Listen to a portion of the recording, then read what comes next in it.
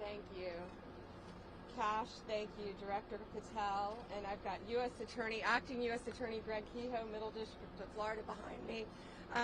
Thank you all for being here today. Today's operation is an example of the unprecedented collaboration between the military and the Department of Justice components, working closely with the U.S. Coast Guard. And look at all these great men and women in the Coast Guard. Thank you so much for your dedication. This is a textbook example of the Justice Department supporting the fight against violent crime. These drugs are worth over $500 million. Almost 45,000 pounds of cocaine, pure cocaine, uncut, and 3,800 pounds of marijuana.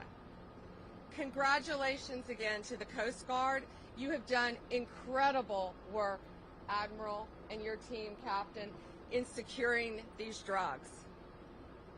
This team, with all the agencies I just mentioned, used drones, aircraft, and ships to interdict the traffickers off the coast of Peru, Ecuador, and the Galapagos Islands. In today's breaking news, we have a shocking development out of Florida.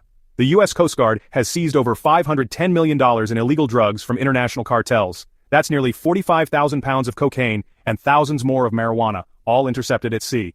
The Cutter James led the 56-day mission off the coasts of Peru, Ecuador, and the Galapagos. This historic... What they did saved countless American lives. Countless lives. This cocaine would have been distributed throughout our country and perhaps throughout our world. 11 separate prosecutions will take place as a result of this, and they will be prosecuted in the Middle District of Florida.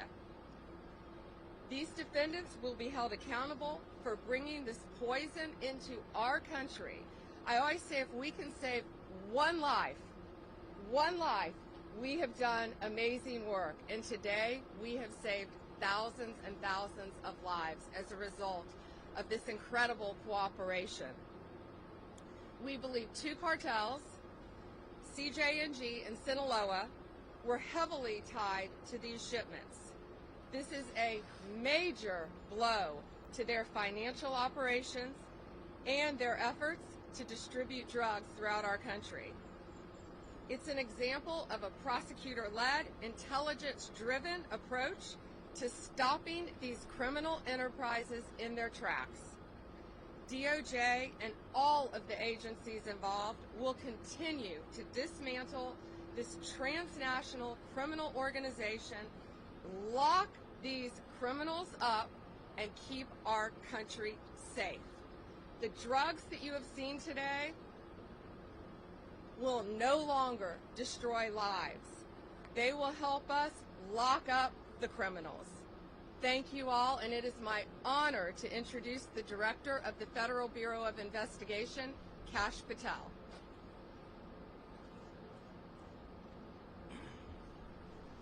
Thank you all for being here. General Bondi, we're here today because of your dedicated leadership to safeguard American lives, because you had the courage to follow President Trump's courage, to put our children first, and to make sure that the narco traffickers, and make no mistake, this administration has labeled them foreign terrorist organizations because that's what they are. There is no lethal force on planet Earth that is responsible for an overdose death of an American citizen every 7 minutes, more so than these federal terrorist organizations, foreign terrorist organizations. We are humbled to be a part of this Department of Justice, and we are going to continue to safeguard our streets.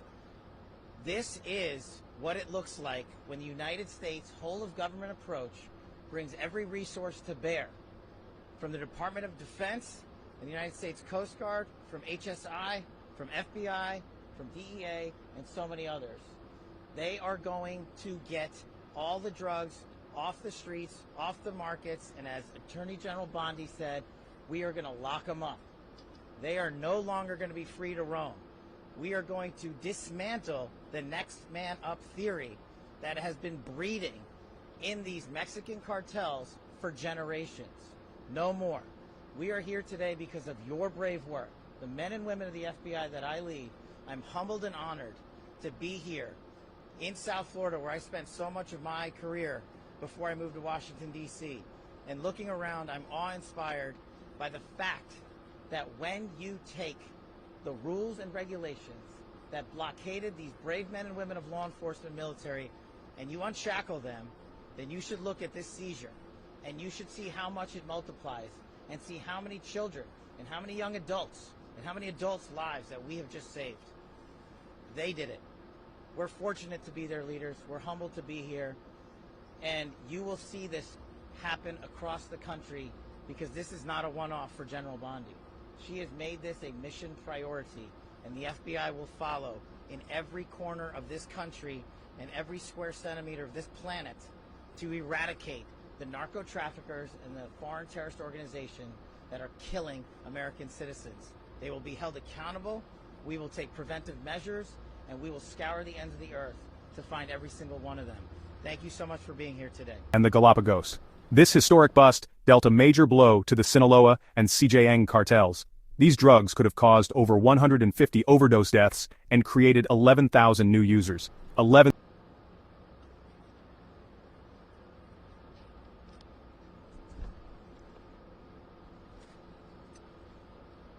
morning. We welcome the crew of the James back from a remarkable patrol where they seized $510 million of illegal drugs, that's cocaine and marijuana, that was interdicted at sea before it can reach the U.S. border. So what does that number actually mean? You know, what does the number besides the dollar sign mean? It means 154 lives saved directly from cocaine-related overdose deaths in this country. It means that there's almost 11,000 less new cocaine users that are going to get access to the drugs. It means that we've saved at least $16.5 million on costs related to inmate care and health care for people inflicted with these drugs.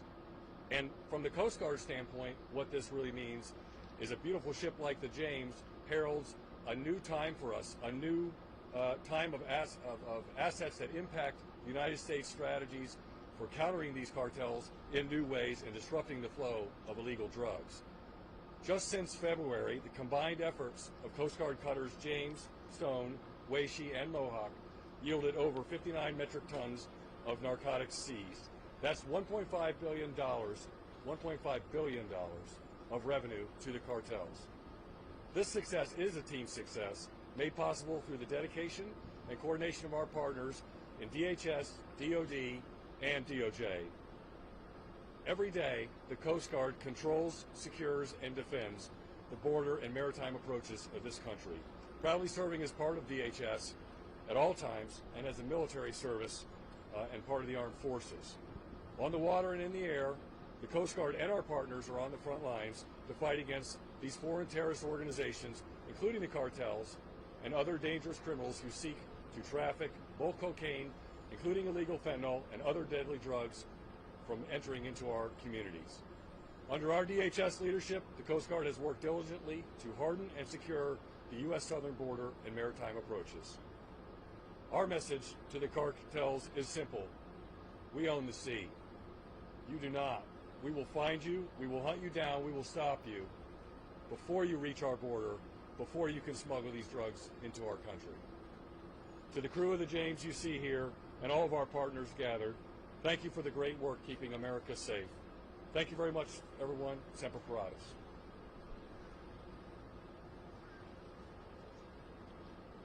Good morning, ladies and gentlemen. It's a privilege to be here today representing Admiral Alvin Halsey in U.S. Southern Command. And first, I just want to say thank you. Attorney General Bondi, Director Patel, Admiral Moore, Captain Rodzovich, my apologies, and to the crew of the James, the brave men and women of the crew of the James. It's a real privilege to stand with you today.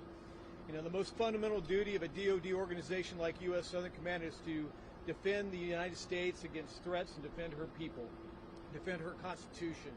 But this is a threat that by law, policy, design, DoD can't get after alone. It takes a team, and it's a privilege to be part of this team. You've heard the facts of what these amazing men and women have done, what the organizations that these amazing leaders have accomplished. But I just want to say thanks. You know, it is amazing to watch in action the machine that is our government interagency getting after this problem set. I think it starts and ends with the Department of Justice. The intelligence that we get from the prosecutions, the intelligence we get from the FBI, intelligence we get from other sources, tips and cues us to do the DOD detection and monitoring mission, and then we get the actions on the objective from the brave men and women of the James and crews like them to grab those drugs and bring them back for further prosecution and investigation. And it's a virtuous cycle. It's an amazing thing to watch. At Joint Interagency Task Force South in U.S. Southern Command, it all comes together with the addition of 14 interagency partners and law enforcement and defense representatives from 21 partner nations. This is an incredible achievement, an incredible whole of government and partner nation accomplishment. So I'm just proud to be here today and to say thanks to the brave men and women defending our nation. Thank you. Users. 11 suspects were arrested and will face prosecution. This operation shows the power of interagency collaboration and cutting-edge surveillance. These traffickers weren't found by chance, they were hunted down. This $510 million seizure proves the fight is on, and the cartel.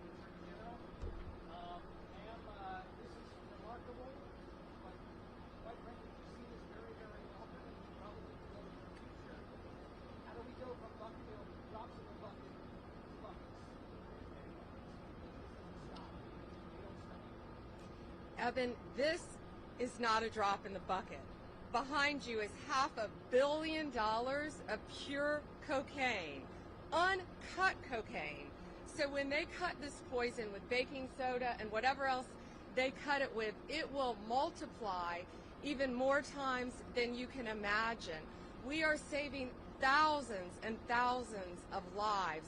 These brave men and women, you know, we often talk about the Coast Guard and General, we talk about all the time our great men and women in law enforcement and the military, but sometimes I feel like the Coast Guard is overlooked at how incredibly dangerous your jobs are. So thank you again for what you've done and the countless lives that you have all saved today. By 11 defendants are going to be locked up, and if this isn't sending a message loud and clear to Sinaloa and these other cartels, it better be, because they know that these men and women, all of these agencies working together, are coming after them. And if there is more, they will find them and they will arrest them and we will prosecute them.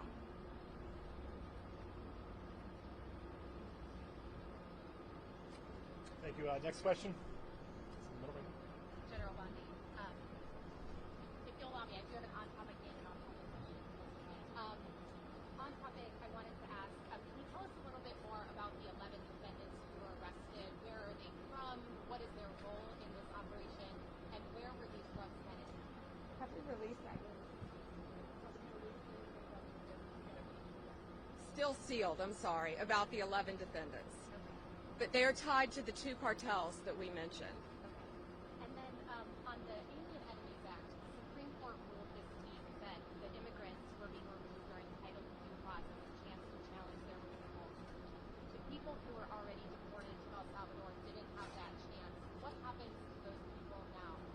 Yeah, well, the 261 that were on that, first of all, we're going to stay on topic from here on, but we are talking about the cartels. We're talking about foreign enemies, so I'll gladly answer that. The 261 on that first flight are 261 reasons why our country is safer. They are not coming back. They are staying in a prison in El Salvador. They are not from our country. They are not migrants. They are illegal aliens who are peddling drugs, guns, and illegal money in a very organized way throughout our country. And that's another reason why our country is safer today.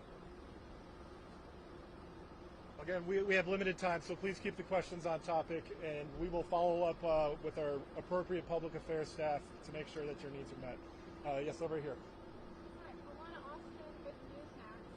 I'm interested in hearing about these cartels. Has this been rattling them internally? Are any of the people being taken into custody cooperating and talking about providing valuable intelligence to you all, either knowingly or unwittingly being taken into custody? As the team mentioned, it is changing the dynamic. The threat dynamic is changing, and you're seeing it here because it's a collaboration of law enforcement and military intelligence sharing along with the intelligence community that leads to these types of seizures, and as the General and the Admiral mentioned, in such speed that they have not seen in their careers. So it is more than rattling them. And it's not just this mission that the Department of Justice is leading here. This is one big example that we want to showcase the work of a team-led interagency process. And that's what it is. No one is taking credit for it. Everyone is putting the mission first. And the people that are hearing that message the loudest are the cartels and the CJNG and Sinaloa cartels and the others down in the south of the border. But as these brave men and women have mentioned, there is no border that they will not defend. Every border is an operational offensive thanks to this interagency process and the brave folks of JIDF South and Southern Command. All right, we have time for one more question. Yes, over here. I'm wondering, so we talked a little bit about where these individuals are from. They've already been designated as terrorists. That wasn't enough to stop them from trying to move these drugs into the country. You cut off the head of a snake, it's going to grow back several more. So are you thinking about threats or charges towards Mexico towards anything that they're doing in the country to our south when it comes to preventing them from moving those drugs into the U.S.? Well, I think this sends a very loud message today, Ali. Sinaloa, all these gangs, TVA, MS-13, the cartels, all of the cartels throughout the world, I would think they're pretty frightened right now based on what's behind us, based on 11 defendants in custody as a result of this one bust, because it's all of these agencies standing behind me, working hand in hand with Homeland Security to get them off our streets. You're seeing what's happening. These people are an organized crime unit. And, you know, we've shut down the borders in Mexico, Canada. So now I think they're probably increasing through our ships, through our ports, but they're not going to get away with it, thanks to all these great men and women. It's a multifaceted approach to catching them. As I said, using drones, using aircraft, using any technique available to our military, to Homeland Security, to the FBI, to the DEA, to all of these agencies working together. We are ahead of them. We are going to stop them. And whenever possible, we're going to lock them up forever or get them out of our country to keep Americans safe. That was Donald Trump's directive on day one when he got elected. Keep America safe, make America safe. And that's what all of these people standing here today are doing. And the cartels are feeling it. A major step toward a safer world. Don't forget to subscribe for more breaking news and analysis. Thanks for watching.